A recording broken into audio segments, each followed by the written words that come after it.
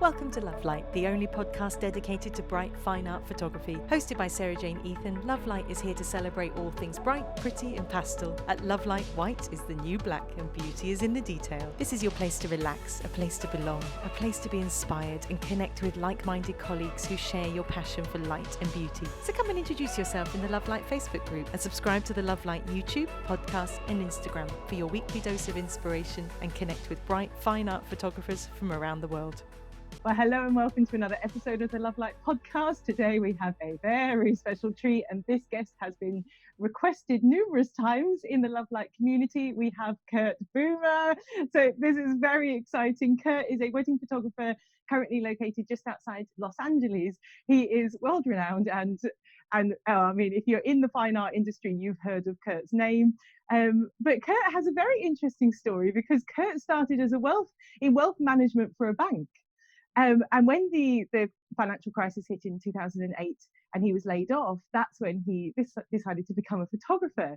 And so I loved it because I asked Kurt, what is the highlights of your career or awards that you have? And Kurt said, and I quote, "I'm not one for caring much about awards. My biggest award is another year not in a cubicle with a boss telling me when I can have my lunch break," which I absolutely love, because what is the point of doing any of this if you're not enjoying your life and having the life that you want to live? It doesn't matter how many awards you've got or how many followers on Instagram if you're not living a life of freedom. So I absolutely love that philosophy. And this is going to be a particularly interesting podcast episode for a lot of us because Kurt is particularly good and interested in getting into the nitty-gritty of building successful business and helping photographers get a clear idea of the next step on their path to success. So I'm incredibly excited to talk to Kurt. So Kurt, thank you so much for joining us. Well, thanks so much for having me, and honored and shocked that people wanted to hear from me. So I'm happy to be here, and I'm always happy to help people where they might need some help. And yeah, I'm excited. Yeah, to do this. Wonderful. Oh, Kurt, well, I mean, your work speaks for itself, and we will have posted your work in the Love Light Facebook group in the run up to this podcast episode. And so your work speaks for itself. It is stunning. It's incredibly elegant. You've got a real eye for posing people in a very soft and very elegant way, but you've got such a creative flair in you. I can see that you're always pushing boundaries. There's one picture that particularly sticks out in my mind. You've got a model under a veil, and she's under a windowsill on a chair, and the light is just falling on top of her. And that's a very unusual way of using light. And I can see that you're always pushing boundaries and trying to find new ways to create emotion and story within your pictures. And that's really inspiring. Well, one of the things that I have a pretty good circle of friends in the photography community, and one of the things when we are kind of discussing upping the game or improving ourselves is that every single wedding, I've been doing this for more than 10 years now, but I still go to every single wedding with a fine-tooth comb. I know I'm making a comb reference, but just what worked in this wedding, what didn't, every single image.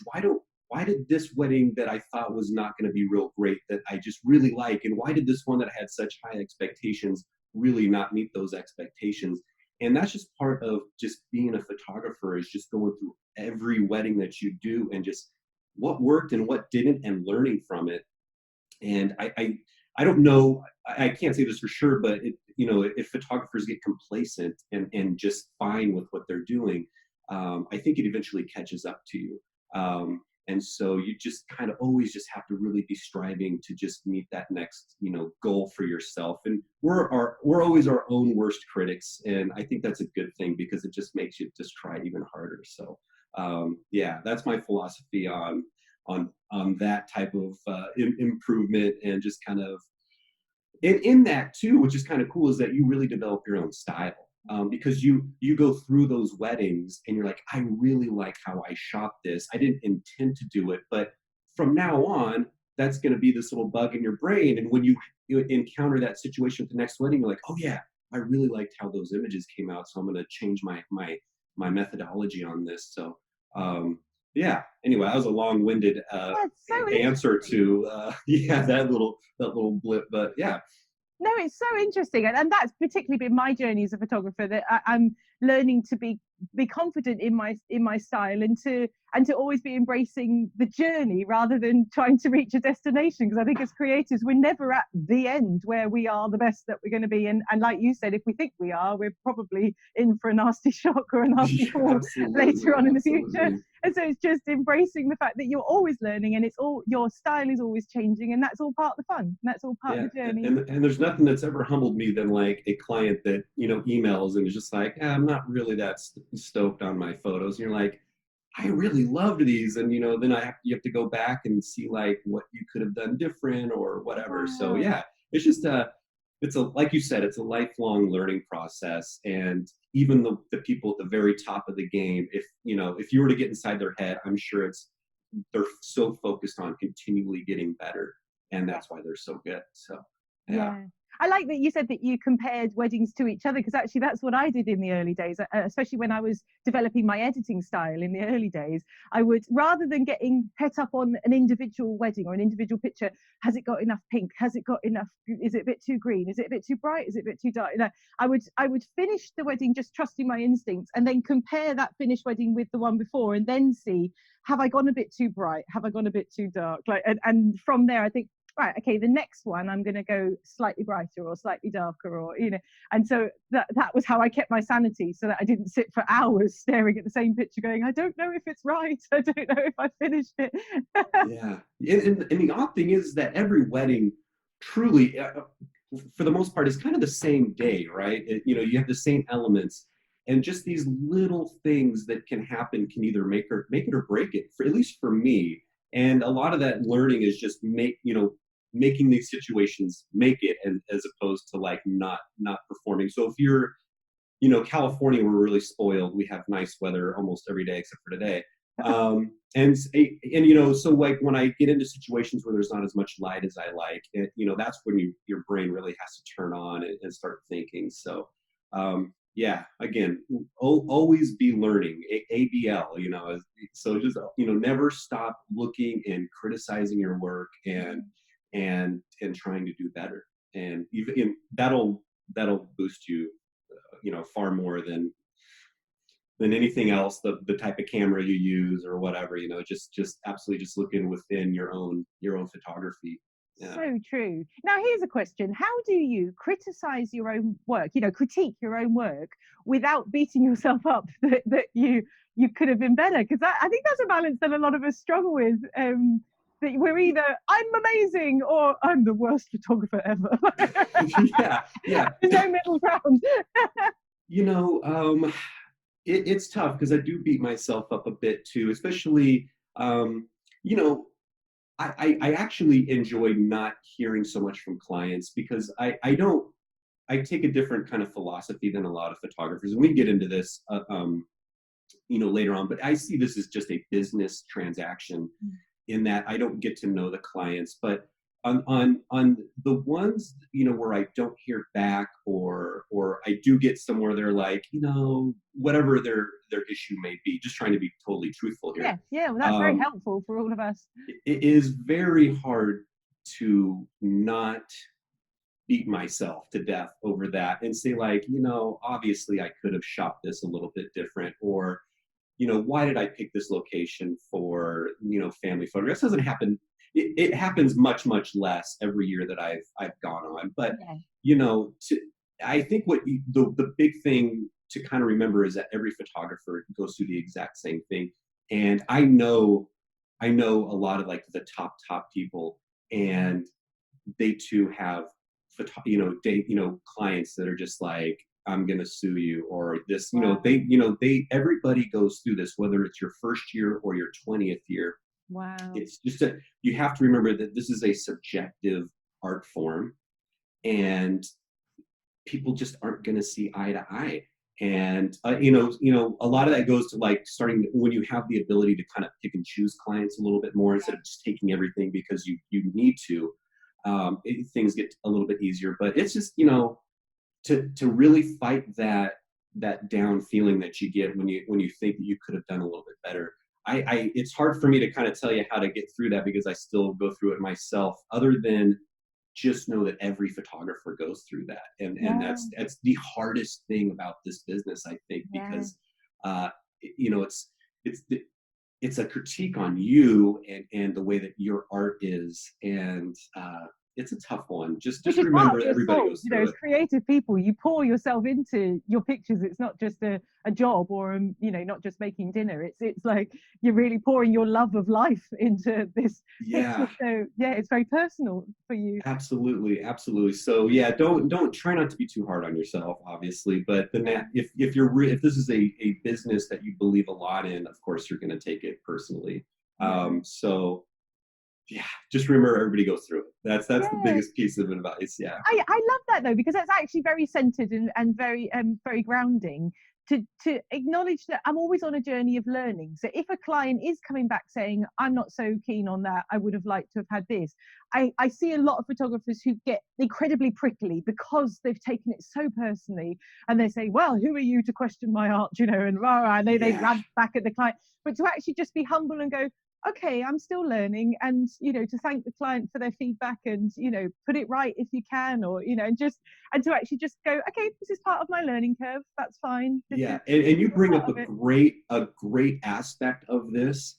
And to go back, I know we're kind of focusing on like the parts of the business that people don't like to focus on, but I think it's great. But um, this is the most helpful stuff. When a client does come back to you, the last thing you want to do is be prickly at them. You're not going to get anywhere. You're just going to make them angrier. And so the way that you approach situations that you would rather have go a different way is very important, and to be understanding and to see if there's things that you can just mitigate kind of their issues. You know, I'm sure every photographer gets these emails, and you know, with the client that kind of goes through every aspect of what you could have done different. You know, I've done hundreds of weddings, so I've had every type of client, and I get these emails that are like a novel, and I'm just like, Gosh, you got to take the time and go through each part of it, and you know, generally they're okay with it after that when you just kind of talk to them and not yell back at them. yeah, So, and a lot of that is just on the job learning. You know, you yeah. just you respond one way or the other, and you kind of learn what works. And being prickly does not work. No, I Does not noticed work. just generally in life, not even just with clients, people just generally want to feel like they've been heard, and if they feel like Absolutely. they've been heard, all their emotions dissipate, and they're like, actually, I think I overreacted, you know, or I'm not so upset as I thought I was, you know, just from knowing that they've been Yeah, heard and their views have been absolutely. valued. And you got to know a lot of the times, not to dwell too much on this topic, but you know, sometimes clients find themselves in a bit of a financial bind after the wedding, and they're in a certain emotional state, and you know, they may be just looking for some refunds or something like that. So just the way you handle it is just so important. You Interesting. know, because you don't want online reviews that are bad, or you know, things that in that nature. So you know, 90% of my clients I think are really happy. I hope. But you know, obviously one or two clients a year kind of are not necessarily mad, but just have questions or whatever, Mm, and you just got to talk to them. And yeah, that's just part of this business. yeah. And if you're in your first year and you're like, oh, I just got my first client and they were really sour on everything, and you don't think you can handle that, this may not be the business for you, because it's Wow. going to keep happening. And so, yeah, anyhow. Yeah, no, that's so interesting, and it's so helpful to be real about some of the challenges that we face. You know, we talked before this podcast episode. You saying sometimes there can just be this veneer in the photography industry about, oh, how wonderful everything is, and to actually talk about the real life when you're sitting in your office on your own dealing with people. You know, it's Yeah. not always so easy. Now, you said that Well, you photographed hundreds of weddings. You know, because this would be 10 years yeah. that you've been doing this. So can you tell me a bit about your journey? Because that was quite a jump to go from working in a bank to your own photography business. So how did that happen? I'll try to make this kind of boring story really short, but I was always like the young kid that I was like oil painting when I was 9 years old, just weird things that I don't think a lot of kids do. Wow. You know, practicing the piano. So always it was like that right brain creative type. Yeah. I can't I can't do math. I'm not that left brain kind of logic. I still don't think I could do long division without a calculator. But you worked out, you ended up working at wealth management in a bank. Yeah, isn't that crazy? So Yeah. when I got out of school in like '05, I fell into a job because of a friend. And by 2008, I had worked myself up to a pretty good position dealing with just really high net worth clients. And it was just basically keeping them happy. So a lot of it was just communication with them. And it wasn't something that I loved to do, but I had never really thought about doing anything else. And I considered myself lucky. And in '09, when our market crashed, looks a lot like it does kind of right now, unfortunately, I got laid off and I had no idea. I had never been reprimanded in a job. I was just like kind of shell shocked. I was like, wow, I can't believe I'm like I don't have a job. So I'm at home. It's been a few months. I've been trying to get back into a banking job because that's what I know. It's all my experience. And one day I was like, I've always had an appreciation for beautiful photography and I've never done anything with it. So I bought a camera and I drove across the United States taking pictures and kind of learning as I was going. Wow. And I came back after, I don't know, a month or something. And I had a roommate at that time and he was like, how was your trip? And I was like, I think I want to be a photographer. And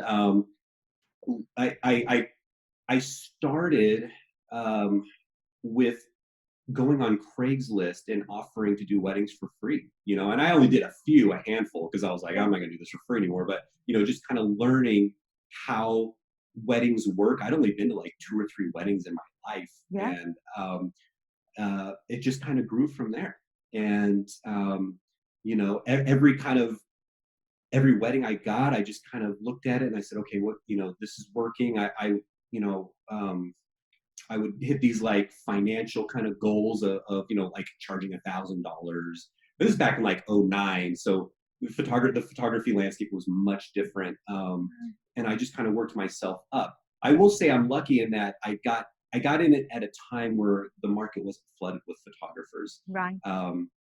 And there was like a handful of film photographers. No one was Wow. shooting film really, And you were and shooting so film right from the start, were you? I did a couple. I did a bit of digital because I had originally bought a digital camera, Yeah. and then I saw these film photographers like Jose Villas and stuff, and I was like, wow, like what is? I thought film had died years ago. Yeah. And little did I know there was like this kind of burgeoning kind of photographer kind of thing going out there. So about the 4th or 5th wedding, I went back on 6th or 7th wedding. I went back on Craigslist and I said, I'll shoot your wedding for free, for like 4 or 5 hours, but don't expect anything great. And I got a couple that was like, yeah, like we would love to have you shoot our wedding for free, of course. Wow. And it was actually like a really beautiful ranch wedding. Yeah. And I can't believe they entrusted someone with like very little experience. So then that's how I just kind of learned. There were no real workshops, or there weren't a lot of workshops. There wasn't a lot of online tutorials. And so it was just kind of like a learning on the job type of thing.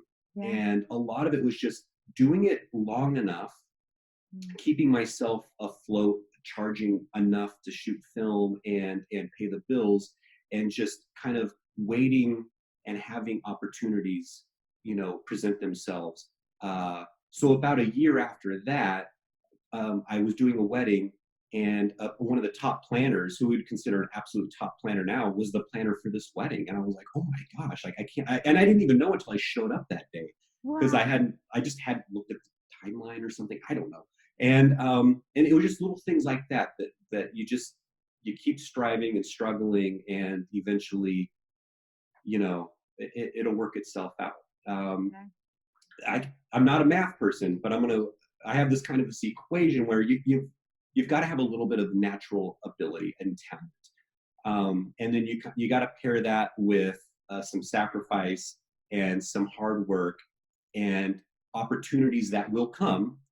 And somewhere in that equation, time plays a role.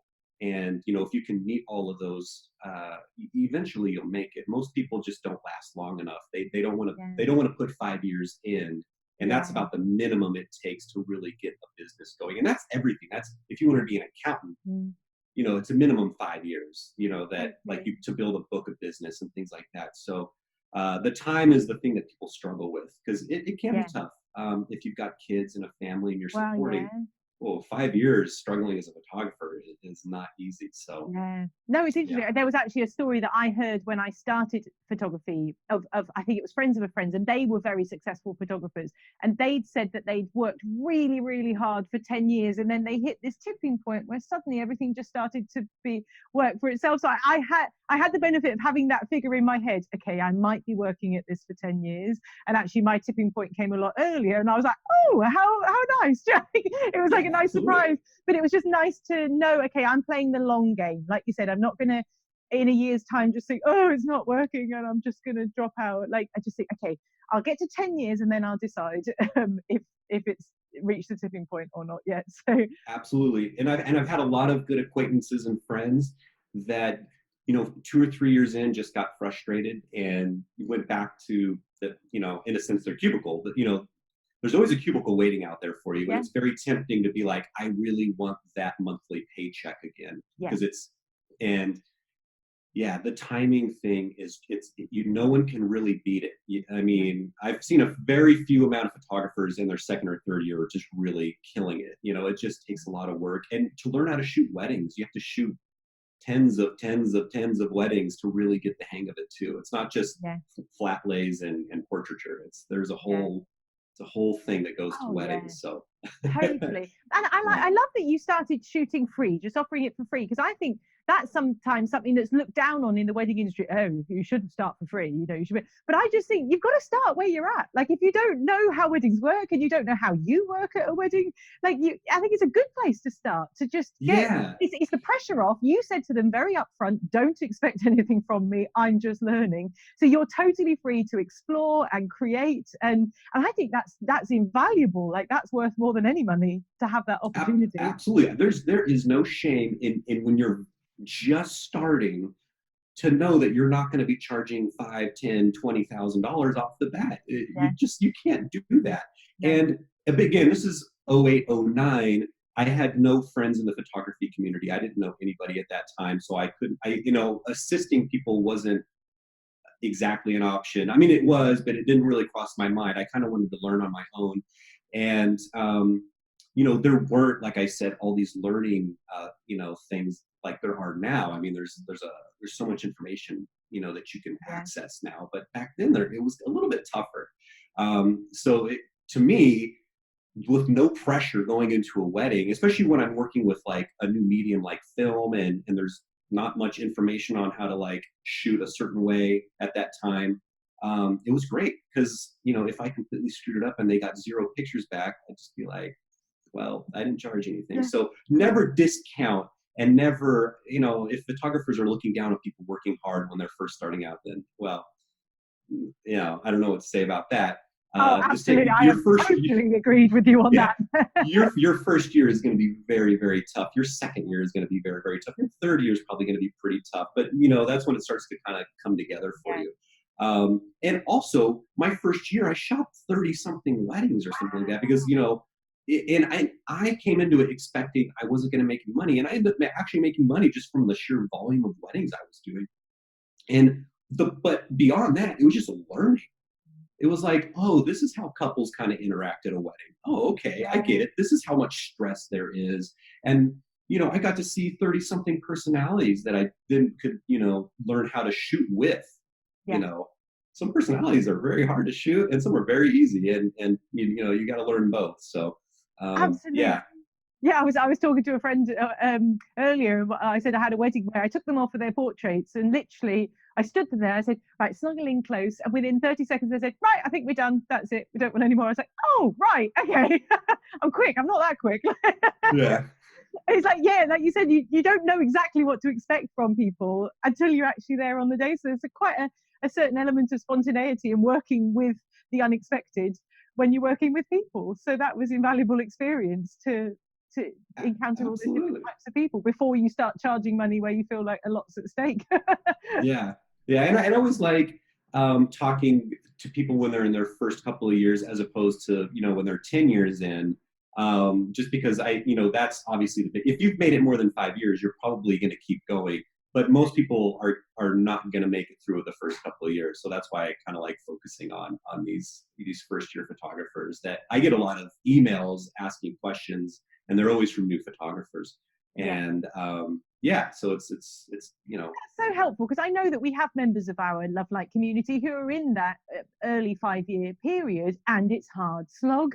And so this is very encouraging for them to hear that this is normal, to feel that temptation to just quit and just think, well, maybe I just don't have it. Maybe I can't. Everyone else can do it, but not me. Do you have any kind of words of encouragement, or how a person can keep themselves going in that difficult first 5-year period? Yeah. Well, the big thing is treating this like a business. Mm-hmm. And that's what a lot of photographers, and it's not so much their fault. A lot of photographers are just that artsy minded, and they don't crunch numbers. And so they're just be like, well, I'm just going to take pretty pictures at weddings and everything will work out. But really, everybody should have business plans, and you need to know how much you need to make, and what your expenses are. It doesn't, it doesn't mean anything if you make $250,000 and $200,000 is cost. Yeah, it's a little extreme, but I know some photographers just have huge overheads and are still kind of struggling. And so starting off with a business plan, it's boring and it's dry, but you've got to figure that out. Yeah. You've got to know if you can make this a living. And if you've got 5 kids and your significant other doesn't work, well, it's going to be a tough one. And you have no other financial backing. Maybe this will work, maybe it won't. I started, I didn't have any kids. And so it was fairly easy, or it was easier, so I don't know if this is for everybody or not, but yeah, it's. Well, I mean, that's even helpful in and of itself, to just think, okay, things might be tight for a few years. And so even just to assess your finances and go, is this the time to be trying to go full time? Or do I need to get a part-time job? Do I need to work for a year and just get some money in the bank so that I can really then put my full efforts into it? That's even helpful for the long-term planning process, to just go, okay, can I afford to do this? Absolutely. And, as you progress, my planning is now, what do I do after photography? And so for the seasoned people, I hate to be that person, but there's kind of a lifespan in this industry. I'm 39. I thought 40 was kind of the cutoff for like the male side. It looks like I probably have a few more years into it. But honestly, bride and grooms tend to book in their age range because they feel connected to those people. And not a whole lot of 50-year-olds getting married. I mean, there are, but your best years are going to be your 20s and 30s for sure. And then, into your 40s, but, I don't want to become that old creepy guy at the wedding either, which I totally could see happening. And so my planning is kind of that post photography. And that's what I talk to a lot of my friends who are around my age. And we're all kind of like, okay, like, how long does your body put up with, shooting, 12-hour days, and, how long can you keep booking? So there's a huge range of help that, and that's part that I ask for help from people too, as well as, what are you planning to do in the next 5 years and 10 years? So yeah, every photographer's got to learn. The new photographers have much different worry set than the seasoned photographers, but there's always questions to be asked and plans to be made. Yeah, so true, so interesting. So what are your 5-year plans? What do you imagine yourself progressing to after this? So I decided to go with like the 2 industries that I think are the most like the most reluctant to go down during economic bad times, which one is weddings and 2 would be alcohol. I'm not a huge drinker myself, but I do have a part. I have a part of a brewery that I own, or I own part of a brewery in downtown Los Angeles. And then I've been looking at trying to open a bar too in that area as well, and just kind of getting into like the food and bar business. And that's what's cool about photography, is that if you do stick with it, you can make a good amount of money. And that's what's kind of has been nice, to be able to fund things for the future. just to kind of, again, keep me out of that cubicle. That's the last thing I want to do. I always want to be at least part owner of something. Yeah. And so those are kind of my long-term goals. I want to do photography as long as I can. If I'm 50 and I'm still getting booked, then I'll keep doing it. Yeah. As long as I physically, I'm in fairly good shape. So, but yeah, I love it. It's a good creative outlet, and I need that creative outlet. So that part of it's fun. Yeah. Oh, So I love that. Yeah. So you'll just keep going as long as people are booking, and as long as you're enjoying it. If you're yeah, struggling, you've absolutely. got another plan B, which is great. Yeah. And that's one thing that you can start off. I mean, this is getting really into the weeds of like the business planning, but when you are in your late 20s and your business is going really well in photography, you do kind of have to like just seed in your mind, like, what happens after you kind of run the the age limit in this. There's not a hard limit. There are some photographers in their 40s and 50s that are doing well, but Yes. for the most part, it's a younger, hungrier crowd that's going to come up and eat your business for the most part. And they just have the energy and the desire and that young person passion to really outperform you. And so you just gotta know that. I mean, I see that now where I'll have a planner that's like, hey, they're looking at you and they're looking at this person, and I'm like, who is this like 20 something year old? Like, what is this? And they may get the wedding because it's a younger couple or something like that. And so there's some harsh realities to this industry, of course, but it can be very fruitful for 20 good years. So yeah. Yeah, no, that's something I hadn't really considered. That couples will often go for photographers their own age. Yeah, because I've noticed my clientele, to my mind, getting younger and younger and younger. Of course, I'm just the one getting older and older. I'm thinking, oh, they're very young these days getting married. Because I'm 37, so I'm chasing your heels. So I just thought, gosh, yeah, I kind of feel like I'm the same age as you, but I don't think I am. It's an interesting dynamic. I've definitely seen over the last 3 years. My couples are mainly in their 30s, I think. And when I first started, they were mainly in their 20s. So I've definitely seen this kind of progression where people are booking to a person that they just relate with a little bit more, and experience may or may not really play into that. I don't know. Every couple's There's an element that people often get married later now, I think, as well. They do a lot of things later now because of pursuing careers or building their own business or things like this, and buying houses, which is really hard for people, and so the wedding gets put off and off and off, and so then they're getting married in their 30s or 40s. I suppose we've got that running in our favor. So absolutely. I mean, that is actually a good point. That's probably what has helped. That definitely has helped me, is people delaying marriage. In the LA area, I know that that's a proven fact that people they delay marriage by like 10 years. So yeah, definitely.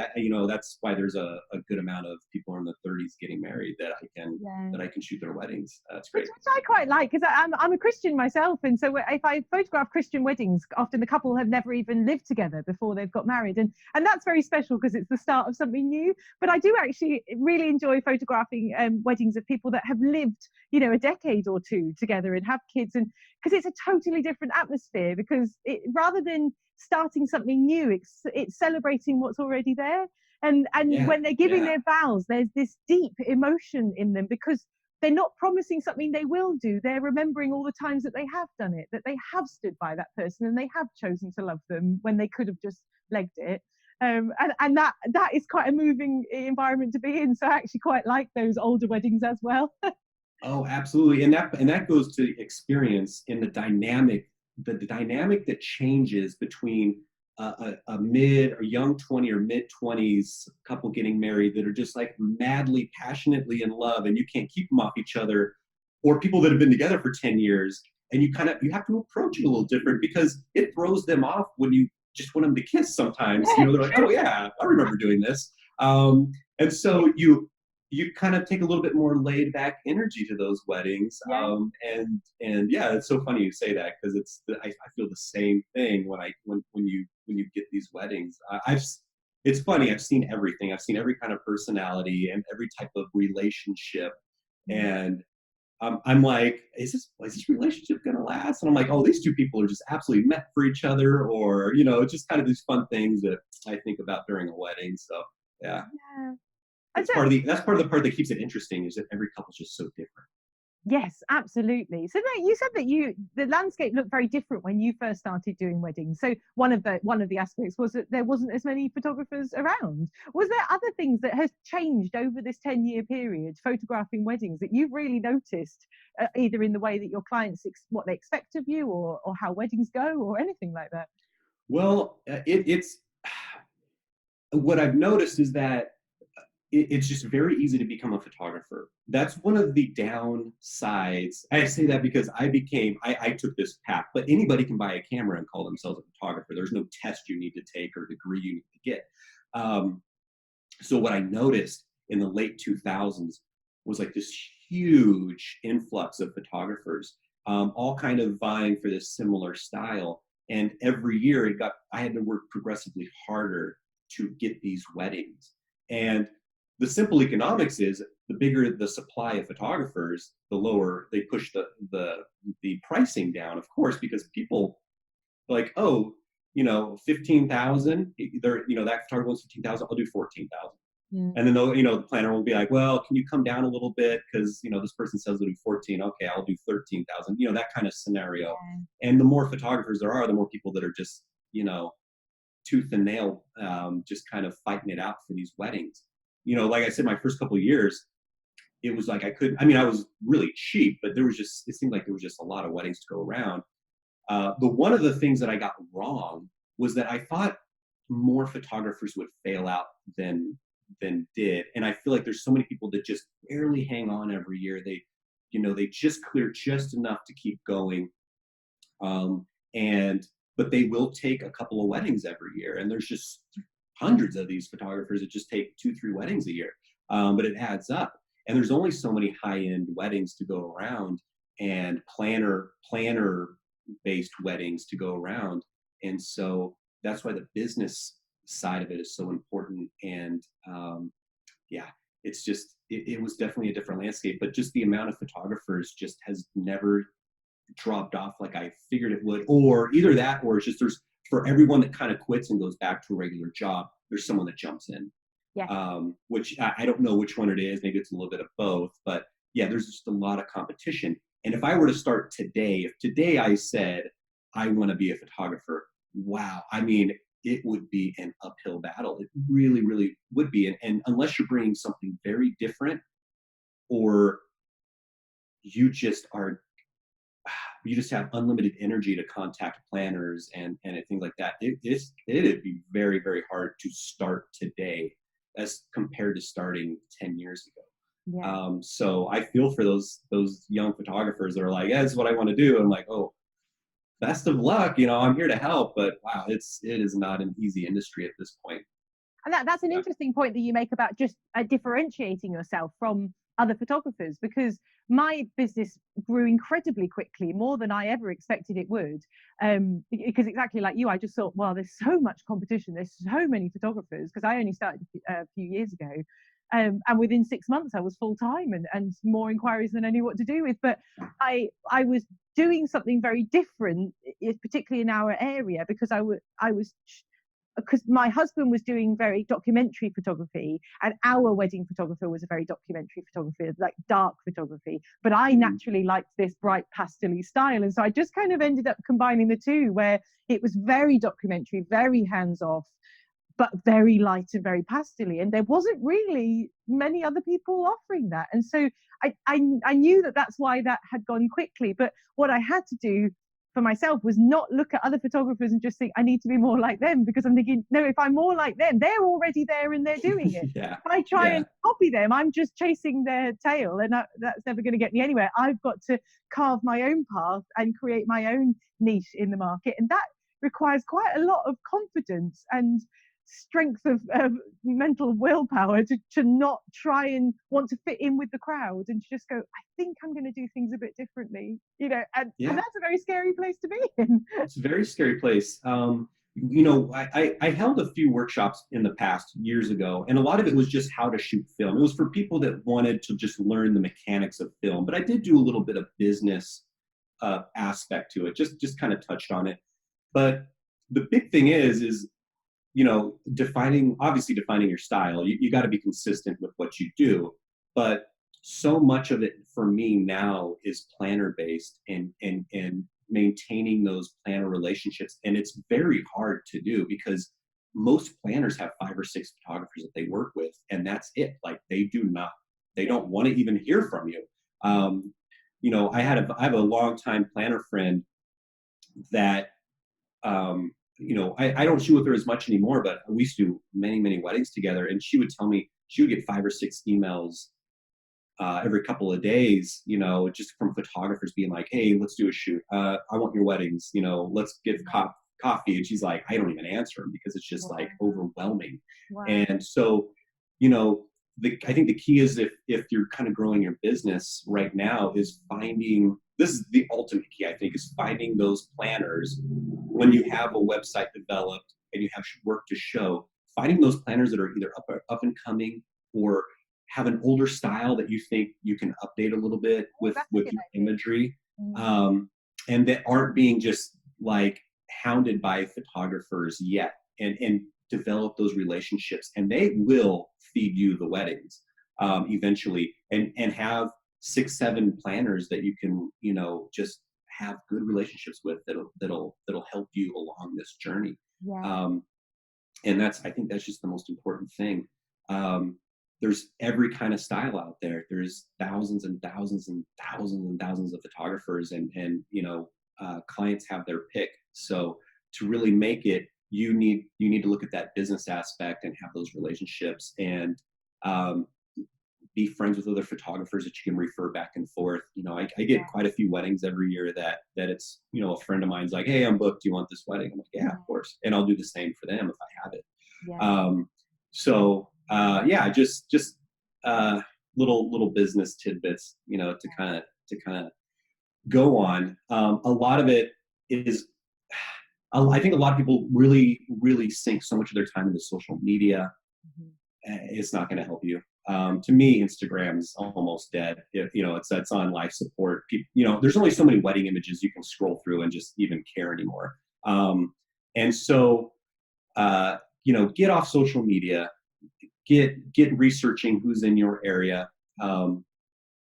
Look for those planners that you think you can have a lot of opportunities together, and get out there and do that work, and do shoots with them if that's what they need, and ask them for business and things like that. Planners are the key to the better weddings.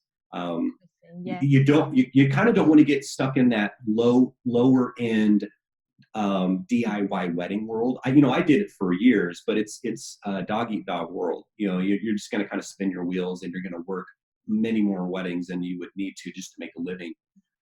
So to keep growing and finding the higher end weddings takes a lot of the business side of work, not just pretty images. Lots of people have pretty images. And your Instagram following is not going to do it either.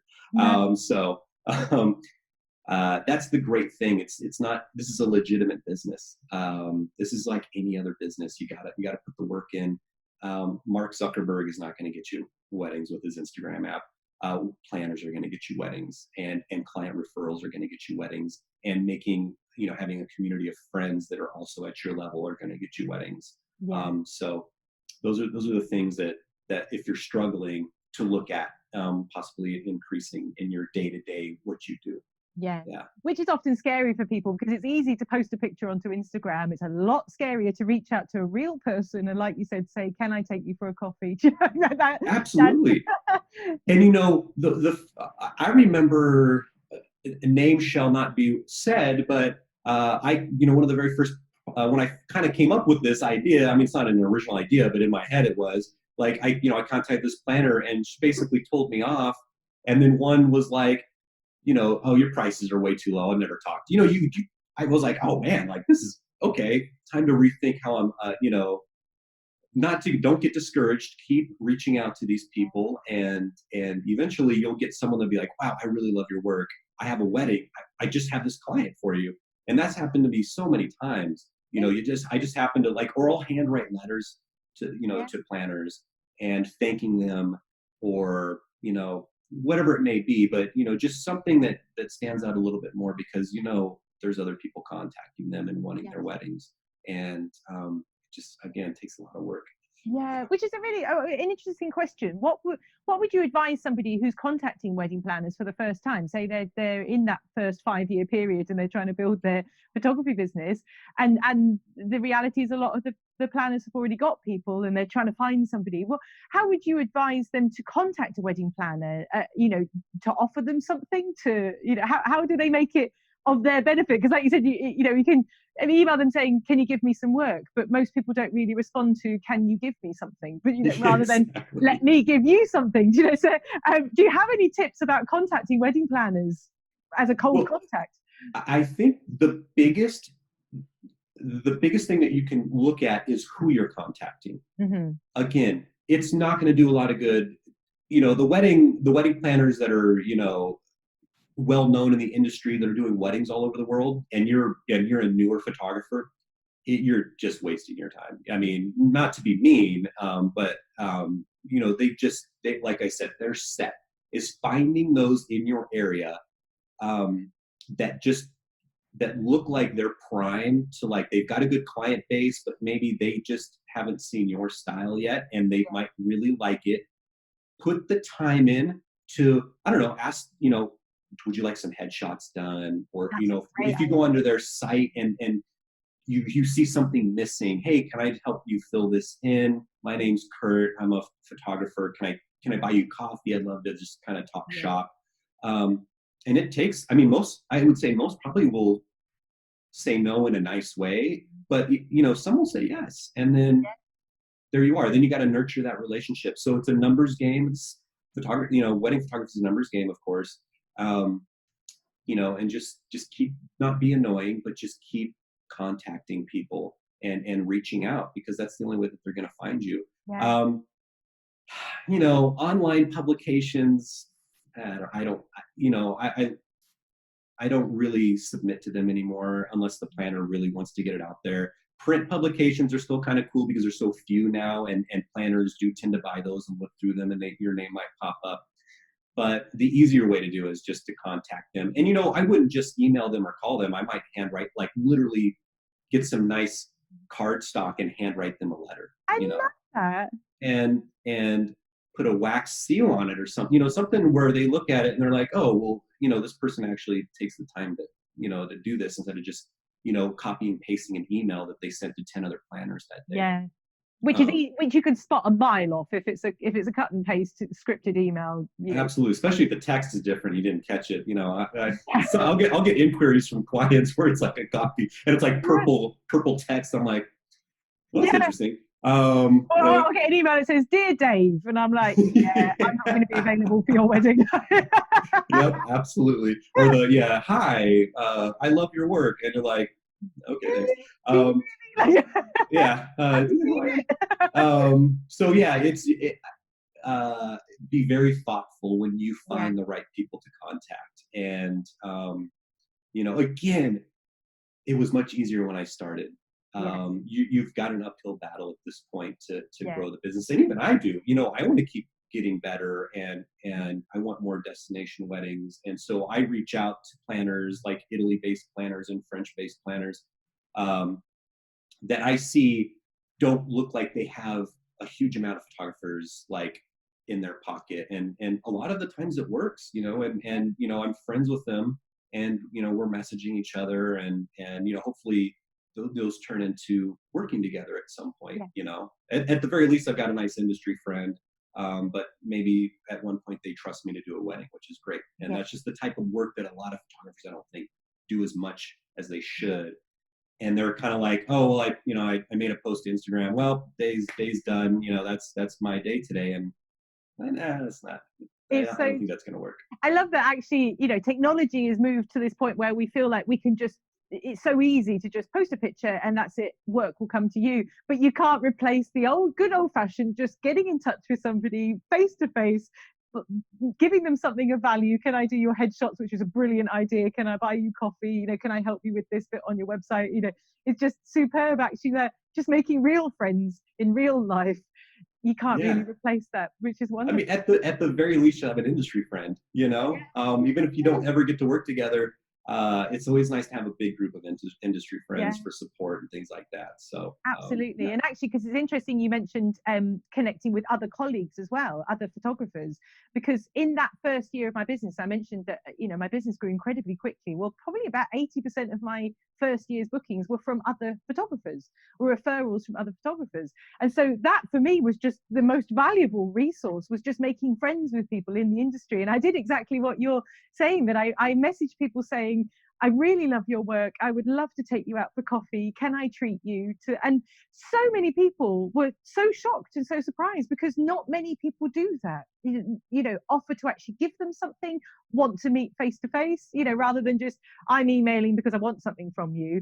And that just stands out a mile. And I think, and my attitude was, I want to be your friend. I just want to make a friend in the industry. I'm not expecting anything from you. If you have weddings to give me, that's going to be great. But I just want a friend. And I think people really responded to that. And so I think that's a way of doing it differently than what a lot of the people are doing. It's just be a nice person and make friends.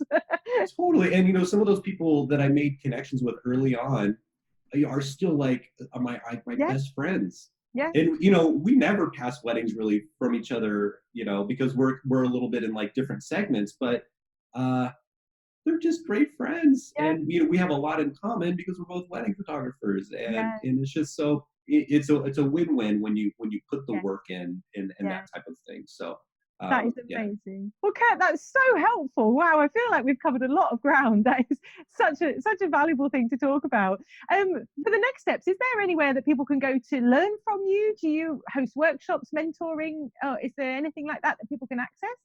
The workshops I used to do, I only did 3, and they were just so much work. I couldn't, like, with like my other businesses I kind of have going, and photography, I just don't have the time anymore. But I'm so happy to talk with people, either in person if you're in the LA area, or email, because I was, whatever problems you're having, I probably had, and hopefully I can shed some light on that.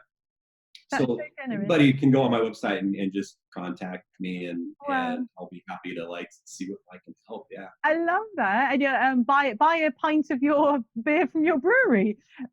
Well, if they go to my brewery, it's on the house. If we go somewhere else, then that'd be nice to have get a beer bought. But absolutely. Well, I look forward to seeing what the future holds for you, not only photography-wise, but with the food industry and your brewery as well, which might be really fascinating developments in the future. So thank you so much. I hope so. Fingers crossed. Yeah, I think it's going to be great. So thank you so much for giving your time and so generously giving us your experience and your story, and tips for those photographers starting out that are in that really discouraging first few years of the hard slog. So thank you so much.